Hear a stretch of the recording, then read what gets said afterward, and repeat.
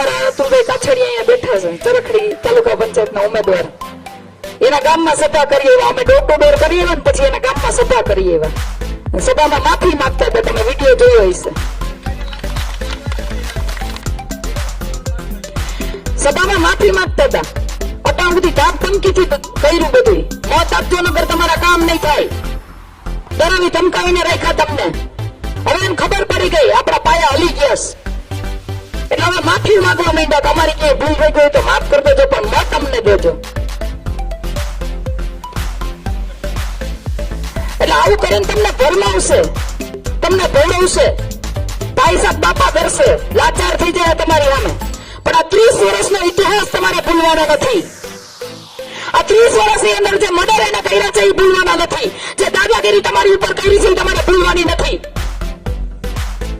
જાહેર સભામાં આવીને કહેતા હતા મારા અને મારા પરિવાર સિવાય કોઈને ટિકિટ નહીં મળે ભાજપમાંથી. એ તમારી સામે નતમસ્તક થઈ ગયા છે. શું કામ? કારણ કે તમે તમારી તાકાત એને દેખાડી દીધી છે.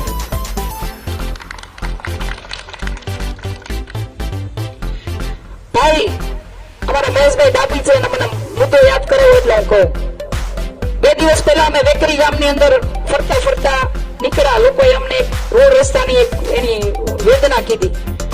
જો કે દરેક સરપંચને એવું કહેવામાં આવે છે કે તારા ગામમાંથી મત નહીં નીકળે ને તો તારા કામ નહીં થાય.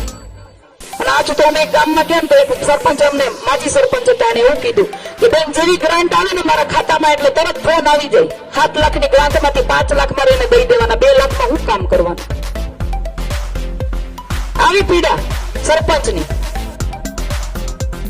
એટલે આ વેકરી ગામની અંદર ફરતા ફરતા લોકોની વેદના સાંભળી અને એક રોડનો વિડીયો મેં બનાવ્યો. તમે દરેક જગ્યાએ જોયો હશે, સોશિયલ મીડિયામાં દરેક લોકોએ જોયો હશે. એ રોડનું કામ 2 દીમાં ચાલુ થઈ ગયું. કેટલા? 2 દીમાં. આ તાકાત છે આમ આદમી પાર્ટીની. આ તાકાત છે આમ જનતાની, તમારી મારી. અત્યાર સુધી એની અમે બોલવા વાળું કોઈ નતું. બનાવીને દાબમાં રાખતા હતા. અને અહીંયા તમારે જિલ્લા પંચાયતનો ઉમેદવાર ઉતાર્યો છે. ખબર છે ને એનો ઇતિહાસ? ખબર છે કે નથી? બાપ દાદા મર્ડર કરી કરીને દાદાગીરી કરી ગયા. હવે દીકરા ઉભા થયા છે. ગમે એને હાલતા ફડાકો મારી લે. જોયો ને વિડીયો હમણાં સુલતાન પરથી? હાલતા ફડાકા મારીને પછી કે હાલો હવે સમાધાન. મારે આપણે ખાવાના, સમાધાન આપણે કરવાના. એવાને ટિકિટ દીધી છે અહીંયા. હવે તમારે વિચારવાનું છે ફડાકા ખાવા, મર્ડર કરાવવા છે કે શું કરવું છે? વિચારવાનું તમારે છે. વિમલભાઈ સોરઠિયા ક્યાં છે? અને ધીરુભાઈ આવો, અહીંયા આવો, અહીંયા આવો. આવો બે આગળ. આ 2 વિડીયોને તાલીઓથી વધાવજો એકવાર.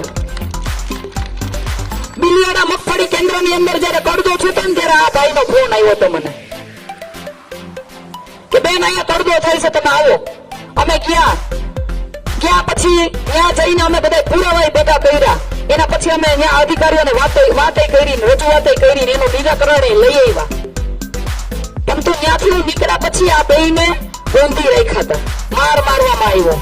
અને આ 2 ભાઈડા કહેવાય કે એની સામે પડ્યા, એની સામે કેસ કર્યો અને એની સામે ટકી રહ્યા. કારણ કે બહુ ધમકીઓ આવી હતી, 25 લાખની ઓફરો આવી હતી, છતાંય ટકી રહ્યા. અને એના બેયના ઘરના લોકોને પણ હું મસ્તક વંદન કરું છું કે આ લોકોને એટલી પીઠબળ પૂરું પાડ્યું ન કરે. એના ઘરમાં જે લોકોને દબાણ કરવું હોય ને એના ઘરનાઓને દબાણ કરે, એ છોકરાઓને દબાણ કરે.